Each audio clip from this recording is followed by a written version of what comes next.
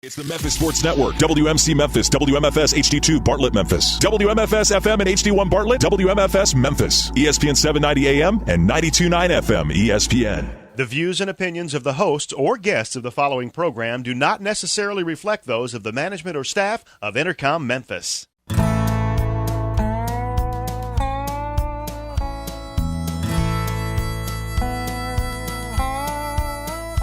Watch the sunrise, new day's dawning, and it's calling you and me. Where the mighty Mississippi flows by Memphis, Tennessee. We've got woodlands, fields, and water. Hey, there is no better way. You can find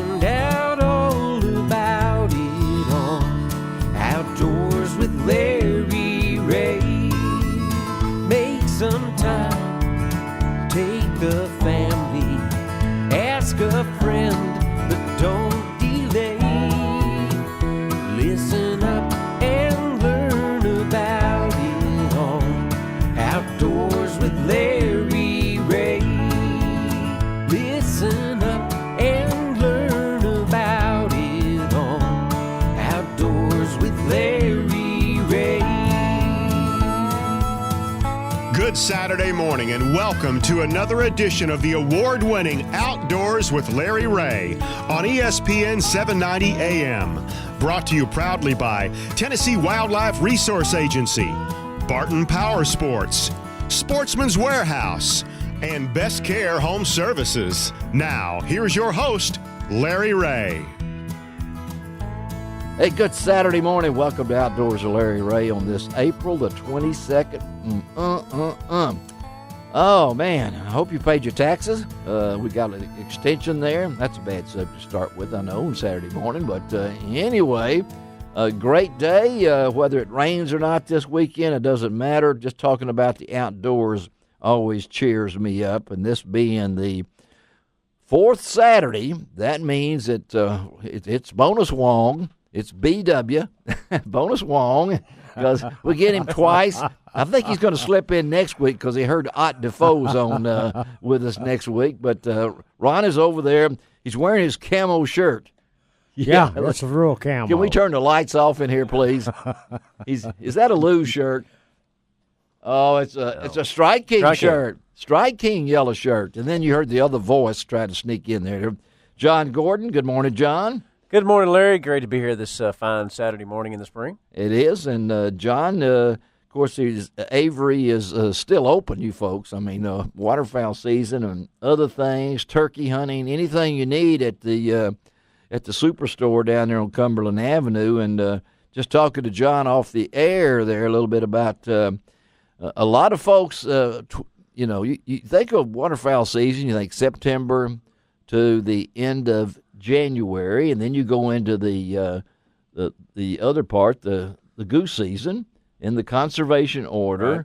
So it's almost it's really 12 months of the year, because I know guys have got their dogs, they send them off to get obedience probably training, but things like that. But I was just talking to John. We're going to check out the Mid-South Hunting and Fishing News magazine. We've revised that and got some new writers and things like that, and John is one of our writers. Of course, Ron is one of our writers, and he barely got his story in on the deadline yesterday at noon as we try to get down there. 3 o'clock. Yeah, well, was it 3 o'clock? Yeah, oh, that's right. Yeah, it was 3 because you told me you couldn't make it by noon. But talking to John about maybe doing some stories for June and August related to waterfowl, because I know you folks out there can talk waterfowl 12 months of the year, 24/7. And so, of course, he's got on his camo Avery cap that he brought in here. Good-looking thing. And he's got his banded T-shirt on and everything. So I don't want to go any further than that to what he's wearing. So, I mean, so this is springtime. Let's talk outdoors on Outdoors with Larry Ray. And before we jump into the show, of course, Greg Ratliff is pushing the buttons. And then the next Saturday will be Fifth Saturday, bonus Saturday, which means the one and only Charlie Covington and the one and only Gene Smith. No, there's a lot of Gene Smiths. I got one in my church, and she's a woman. But, Charlie Covenant will have a new poem for us for next week. He's already been testing it on me. As we're the only outdoor radio show, I can tell you, that has a poet laureate. And most of my listeners out there could probably not spell laureate. It's not anything to do with a lasso or anything like that. But talk outdoors. And Ron, I know we've had some warm temperatures. Man, I was at Miramichi the other day. Except for today. Well, cooled I know off it, but with we got a this cool rain. weekend. But I was at Miramichi earlier in the week, and I could see some of those big bass swimming out there that they put in. I think they put some tiger bass, if I'm not mistaken. They did put some Florida strains Yeah, in there. Florida strain in there. But talk fishing for us before we get going. Well, I mean, with the warm weather, a lot of the fish have spawned, but not all of them. Not all of them. Most people think that, when they say spawn, every fish in the world spawns at the same time. Yeah. Not true. Most lakes are divided into a north-south area. Those that are in the north area typically spawn first. Those in the south area spawn last. Because the temperature. Because of the water temperature. Yeah, the water temperature. And so a lot of the fish have spawned. The crappie are still shallow. Oh, I've seen some big crappie on And, Facebook, though. Yeah, so. they're on the I-55 lakes, Yeah. Arca Butler, Sardis, Enid, Grenada. Yeah. They're shallow, 2.5, 3-pound crappie are not uncommon. Horseshoe. I've seen pictures at horseshoes Horseshoe now. Some and crappie. Moon Lake. Moon Lake. Okay, Yep. I think that is Moon Pie Lake. Yep, that's You know, it. so, Doing real well. The bass, a lot of them have spawned, but not all of them. There'll be another spawn in May. The fishing is really, really good now. The brim have already started moving up and making beds. I've heard that. Because, once your water temperature hits 68 degrees, Yeah. which it has in They're a getting lot close. of our area, Yeah. they're thinking about spawning also. And brim, unlike some of your other game fish such as crappie and bass, they'll spawn on the full moon Yeah. throughout the summer, all the way until the water temperature falls below 68 degrees. Below 68. Yep. That's what I was thinking about. And, of course, that's our man, Ron. You can go to lroutdoors.com and see his information. And, of course, John, I know that, we think of Avery and we think of waterfowl, but you guys have expanded into so many different areas right now, clothing, things along that line. So give us an idea of what's going on at Avery. Well, as far as the company, we're still basically, a waterfowl operation, but, the superstore there, here in Memphis is always, we've got reloading supplies. Yeah. We've got archery gear. We've got all of that,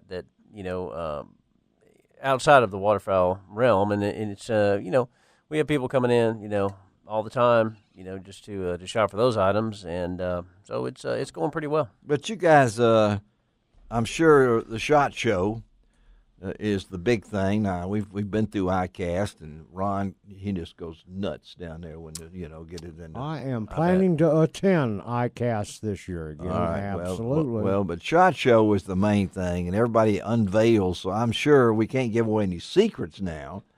But you guys, being the world's largest manufacturer of decoys, what can come out? You think you're going to give us a little tip of maybe you've heard in the back room back there where the water cooler is for you guys? Well, we've got some fully flocked duck decoys coming out this year. Fully which is flocked. something Now- We've had decoys with flocked heads the past couple of years, mallards only. Uh-huh. But we've got some fully flocked mallards, the entire bodies, hens and drakes, of mallards, green-winged teal, pintails, Amazing. and black ducks.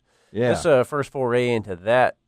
It's a premium decoy. It is a It's not premium. a decoy you're going to throw around in your boat, but you're talking about ultimate realism. Uh-huh. That's Is it? what- that's Have what you you've seen got it? there. Oh, yeah, Yeah. I have. And they're Will it be great. out They will be out this fall. this fall? And do they look real? Very real. See, that's Very real. that's the amazing thing in decoys. We could talk a whole show, and we might do that later about the evolution of the decoy. Oh, I'd love to, because there has been, since the time I was a child coming up, there's That's been been a an long time. amazing. Well, yeah, I'm not quite in your league, Larry. Well, thank but, you a lot. There's nobody in my league. Maybe But- we won't even talk to Wong over there. He's not sure how Well, old he you know, is.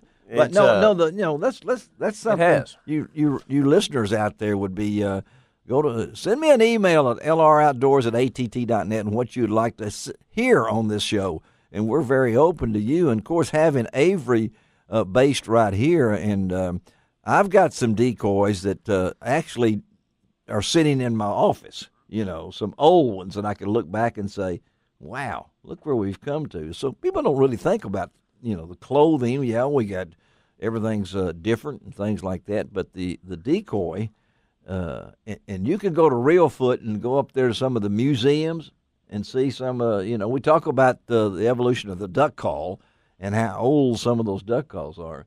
But the decoy has a history. And you guys, I don't know how many you make. In a given year, it's thousands and thousands. Thousands and thousands. And they're shipped where? All over the world? All over the world. We have in Italy, Russia, Pakistan, and we've got dealers over there. Come on. New Zealand, Australia. It's worldwide at this point. And you threw in there on that flocked, you called it what was a flocked? Fully flocked decoy. Fully flocked decoy for the truck driver driving down the Interstate 55. He said, did he say fully flocked, or fully clothed? What is he talking about here? So explain that to the common person. Well, flocking is something that, people have been doing for years. It's big in crafts and everything. It is like Christmas decorations like that. But what it is just they're fibers, that adhere to a plastic decoy that really bring it to life. I mean, it really does. Much more vivid colors, much more realism, and that's the thing that we've done at Greenhead Gear. And I've always focused on for years, is creating the most realistic decoy out there. We want ours to look exactly like the real thing. I'm going to tell you, due to back woes, I haven't turkey hunted. If anybody wants to take a decrepit turkey hunter, I've got the Jekyll and Hyde still ready to go. I've got it set up in my office, and I'm looking for a place to turkey hunt where I don't have to walk with about 30 yards. Okay, just put me out and let me go after that because I'm really missing it, But the Jekyll and Hyde, I'm going to take that to the Tennessee Outdoor Writers Conference and let them see it. It still looks at me. I mean, I can't get away from it. It's looking at me two different things. That's right. The Jekyll and Hyde with the passive head and the aggressive head, it does look at you from all angles. But I tell you what, we've had some great success already. Yeah, I've seen videos of video. We've got a video on our Facebook page of two mature gobblers just rushing into that and just stomping on that decoy. Well, it's just they think it's another tom trying to come into their area. And I think with the Jekyll and Hyde, it's just something different, too, that they haven't seen before. Well, I guess so. Yeah. So, yeah, we've had big success. I was, a couple of weeks ago, I was just down in near Ashland, Mississippi with Mike Jones of the Mississippi Board of Tourism. I know brought Mike. Some guys in down there, and they shot several birds with using the Jekyll and Hyde. So it's doing well. That's a two-headed tom, you got to look at it to see it. Go online and Google it. All right, I'll tell you what, we're going to take our first break of the morning. That was interesting. We're going to talk to John a lot more. There's so much history at Avery, and I can remember the first time I met the company when it was started. Golly, it's come a long way. All right, and you be sure and tell Alan Hughes and all the gang over there. So they appreciate it. All right, let's take a break. Come right back. It's fishing time. Ron Wong's in the room, and so he's all geared over. He's got all of his questions written down. We're ready. And he doesn't use shorthand. He does it in longhand. We'll be right back. You can find